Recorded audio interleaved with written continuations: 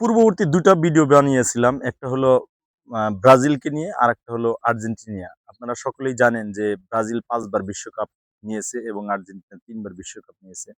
এবং ব্রাজিলের মধ্যে বিখ্যাত প্লেয়ার যেমন আছে, আর্জেন্টিনার মধ্যেও বিখ্যাত প্লেয়ার আছে। ব্রাজিলের মধ্যে আমরা বিখ্যাত প্লেয়ারের নাম জানি প্লে, নেইমার, কাকা, আরো অনেক প্লেয়ার আছে যাদের নাম করা যায়। আমার উদ্দেশ্য হলো এই খেলা উন্মাদনা কিভাবে মানুষকে আপনার মূল ট্র্যাক যেটা লাইফের যে গোল, লাইফের যে অবজেক্টিভ, সেই অবজেক্টিভ থেকে সরিয়ে রাখছে। আমি সেই বিষয়গুলো একটু বোঝার চেষ্টা করি। একইভাবে দেখেন আপনি আর্জেন্টিনার যদি তাকান, আর্জেন্টিনার খুব বিখ্যাত প্লেয়ার আছে যাকে ফুটবলের জাদুকর বলা হয় ম্যারাডোনা এবং একবারে কিংবদন্তি প্লেয়ার যেটা হলো মেসি। তার সুনাম আপনাকে করতেই হবে। আপনি যে দলেরই সমর্থক হয়ে থাকেন। কারণ যারা ভালো খেলে তাকে ভালো অবশ্যই আপনার গুণগানটা করতে হবে। কিন্তু এটা খুবই লক্ষণীয় বিষয় যে যেই দলই বিশ্বকাপের মঞ্চে খেলুক বা কোনো ক্লাব পর্যায়ে খেলুক, সবগুলো দলই এক ধরনের পার্সিয়ালিটির মধ্যে যায়। যখন দেখবেন যে কোনো বড় সেলিব্রিটি বা বড় কোনো দল ছোট কোনো দলের সাথে খেলে, তখনই একটা পার্সিয়ালিটির প্রশ্ন এসে থাকে। তো এই বিষয়গুলো খুব সিরিয়াসলি যদি আপনারা একটু অবলোকন করার চিন্তা করেন বা স্টাডি করার চিন্তা করেন, তাহলে দেখবেন যে বড় দলগুলো সবসময় একটু ফেভারিট পেয়ে থাকে। কিন্তু যেই কথাগুলা খুব সিরিয়াসলি এখানে বলা দরকার সেটা হলো এই যে ব্রাজিল, আর্জেন্টিনা বা বড় দল ফ্রান্স, জার্মানি এই সমস্ত দলগুলোর যে আমাদের ফ্যানাটিসিজম, আমাদের যে ফেভারিটিজম কাজ করে, সেই কাজ করার পিছনে যদি আপনি লক্ষ্য করে দেখেন যে আমাদের লক্ষ কোটি কর্মঘন্টা এরা কেড়ে নিচ্ছে। কেন কেড়ে নিচ্ছে বলছি? কারণ যেই সমস্ত ছেলেপেলেরা স্টুডিয়াস ছিল, এই বিশ্বকাপের মাতোয়া পরিবেশে দেখবেন যে সেই সমস্ত ছেলেপেলেরা লেখাপড়া থেকে বিচ্যুত হয়েছে। তাদের যে টাইম টেবিল, তাদের যে ঘুমের শিডিউল, এ সবকিছু ওলটপালট হয়ে গেছে। এবং তার চেয়ে আরেকটা বড় কথা হলো আমি কয়েকদিন আগে একটা পোস্ট দিয়েছিলাম যে, এই যে মেসিকে আমরা যারা সমর্থন করি, মেসি কিন্তু তার বিয়ে করার আগে তার বান্ধবীর সাথে সে এক্সট্রা ম্যারিজাল অ্যাফেয়ার্স এ যাওয়ার পর ২ টা সন্তান হইছে। এটা আমাদের সংস্কৃতির সাথে যায় না। যদি এই কথাগুলো বলার উদ্দেশ্য আছে যে নেইমারের ক্ষেত্রে দেখবেন এই জিনিসগুলো হয়তো আছে। আরো বড় সেলিব্রিটির ক্ষেত্রে হয়তো এই জিনিসগুলো আছে। এখন আপনি আপনার ছেলে বা মেয়েকে যেভাবে বড় করতেছেন, তাদের আদর্শ, তাদের গেঞ্জি, তাদের বিভিন্ন ধরনের আপনার সরঞ্জাম দিয়ে তাদের পড়াচ্ছেন বা তাদের যে কথাগুলো বলতেছেন, দেখবেন সে কোনো না কোনোভাবে এখন তো দুনিয়াটা খুব গ্লোবালাইজেশন এর দুনিয়া যে এটা বাজওয়ার্ড যে গুগল করলেই আপনি কোনো একটা মানুষ সম্পর্কে জানেন। জাস্ট এখন গুগল করেন যে মেসির নোংরা জীবন বা মেসির যে বিয়ে করার আগে বাচ্চা জন্ম দেওয়ার প্রসঙ্গ এটা নিয়ে লেখেন দেখবেন হাজার হয়তো আপনি ভিডিও পাবেন, হাজার হয়তো ইমেজ পাবেন। এখন আপনার ছেলে মেয়ে এই দুনিয়াতে বড় হচ্ছে, এই সামাজিক যোগাযোগের মাধ্যমে বড় হচ্ছে, এই গ্লোবালাইজেশনের দুনিয়াতে বড় হচ্ছে, এই এআই প্রযুক্তির মধ্যে বড় হচ্ছে।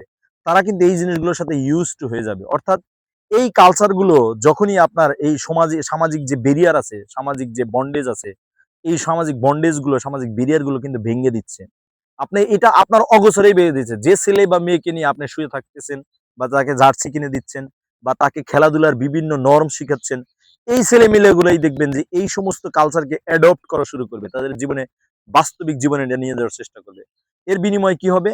আমাদের যে সারা বিশ্বের যে ধর্মীয় আচার, আমাদের সারা বিশ্বর যে কৃষ্টি কালচার, ধর্মীয় রীতিনীতি সেগুলো কিন্তু মারাত্মকভাবে ড্রাস্টিক্যালি এটা ভেঙে পড়বে। সুতরাং বিশ্বকাপ ফুটবল বলেন, বিশ্বকাপ ক্রিকেট বলেন, এগুলো যেমন আপনার দেখা উচিত, তেমনি পাশাপাশি আপনার চিন্তা করা উচিত যে আমাদের যে ছেলেমেয়ে, এই ছেলেমেয়েকে আমি কোন লক্ষ্যে আগাচ্ছি। আমাদের প্রাইম গোলটা হলো যে আপনি কিভাবে হাউ টু গো ইওর জান্নাত। আপনি কিভাবে আপনার জান্নাতে যেতে পারেন। আপনি যদি জান্নাতে যাওয়ার জন্য চেষ্টা করেন তাহলে আপনার বিভিন্ন ধরনের ট্যাক্টফুল, বিভিন্ন ধরনের স্ট্র্যাটেজি, বিভিন্ন ধরনের অবজেক্টিভ থাকবে। সেগুলো যদি বাস্তবায়ন করতে চান তাহলে দেখবেন যে খেলা আপনার কাছে অপ্রিয় হয়ে যাবে। কথাটা কেমন জানি একটু বিদঘুটে মনে হচ্ছে, খেলাটা অপ্রিয় হয়ে যাবে। হ্যাঁ, অবশ্যই অপ্রিয়। দেখবেন অনেক বেশি বড় মাওলানা, অনেক বেশি ধার্মিক মানুষকে আপনি যদি জিজ্ঞাসা করেন যে এই খেলার মধ্যে থেকে আমরা কি পাই? খেলার মধ্যে থেকে একটা মেসেজ আমাদের ক্লিয়ার হয় যে ভ্রাতৃত্ববোধ। কিন্তু এটাও আপনার মাথায় রাখতে হবে যে এই ভ্রাতৃত্ববোধ আপনি সৃষ্টি করতে গিয়ে যেই ছেলেটা আপনার স্টেডিয়ামে বসে খেলা দেখতেছে, যেই ছেলেটা টিভির সামনে খেলা দেখতেছে, সেই মানুষগুলোর চরিত্র যদি স্টাডি করা শুরু করে তাহলে কিন্তু এদের মধ্যে অপসংস্কৃতি ঢুকে যাবে, এটার মধ্যে কোনো ভুল নাই। এই জিনিসগুলো হয় এবং এই বিশ্বের কিন্তু একটা চাল আছে। বিশ্বের যারা মোড়ল আমেরিকা যুক্তরাষ্ট্র বা আপনার যারা পশ্চিমা বিশ্বের যে মোড়ল গুলো আছে, এই মোড়ল গুলো কিন্তু এটার একটা উদ্দেশ্য যে বিভিন্ন খেলাধুলার মধ্যে দিয়ে তাদের অপসংস্কৃতি এই সারা বিশ্বের মধ্যে ছড়িয়ে দেওয়া। তাদের যে চিন্তা চেতনা, যেমন গণতন্ত্র একটা ব্যবসা ধরেন, এই গণতন্ত্রের ব্যবসাকে যদি 100% ওয়ার্কেবল করতে হয়, ফাংশনেবল করতে হয়, তাহলে খেলাগুলোকে মারাত্মকভাবে প্রচার করতে হবে। খেলাগুলোর সাথে বিভিন্ন ধরনের কনটেন্ট আছে। আপনার ধরেন জার্সি কেনা-বেচার ব্যবসা আছে। আপনার বিভিন্ন ধরনের সরঞ্জাম কেনা-বেচার ব্যবসা আছে। তাদের ব্যবসা ঠিকই হচ্ছে এবং তাদের সবচেয়ে বড় ব্যবসাটা হলো সারা বিশ্বের মধ্যে গণতন্ত্র ঢুকিয়ে দেওয়া এবং তাদের যে অপসংস্কৃতি আছে, তাদের যে সংস্কৃতি আছে, সেই সংস্কৃতি সারা বিশ্বের মধ্যে ছড়িয়ে দেওয়া। সুতরাং খেলা আপনারা ছেলে-মেয়েকে দেখাচ্ছেন, কিন্তু এর মানে এই নয় যে আমাদের বাংলাদেশ, এশিয়া মহাদেশের মধ্যে এই খেলাগুলো এইভাবে এই স্কেলে ছড়ায় যে শুধুমাত্র ব্রাজিল বা আর্জেন্টিনা সাপোর্ট করার জন্য ২ দলের ধরে মারামারি হয়ে আপনার অনেক মানুষ শহীদ হয়ে গেছে, অনেক মানুষ মারা হয়ে গেছে। শহীদ বলাটা ঠিক হবে না। আপনি যদি এই মুহূর্তে গুগলে সার্চ করেন যে ব্রাজিল এবং আর্জেন্টিনার সমর্থকদের মধ্যে মারামারি হয়ে এ পর্যন্ত কতজন মানুষ মারা গেছে, আমি গুগলে সার্চ করে দেখেছি যে প্রায় ৩০ জনের উপরে মানুষ মারা গেছে এই ব্রাজিল এবং আর্জেন্টিনার সমর্থন হয়। অথচ আপনি যদি শিক্ষিত মানুষ হয়ে থাকেন, আপনি যদি ধর্মীয় চর্চার মধ্য দিয়ে আপনি মানুষ হয়ে থাকেন, তাহলে দেখবেন যে এগুলা আমরা আমাদের ছেলে মেয়েকে একবারে ডিরেল করে নিচ্ছি। তাদের শিক্ষার থেকে বিচ্যুত হচ্ছে, তাদের যে জীবনের গোল সেই গোল থেকে বিচ্যুত হচ্ছে, তাদের যে ধর্মীয় যেটুকু লেখাপড়া ছিল সেই লাইন থেকেও কিন্তু তারা বিচ্যুত হচ্ছে।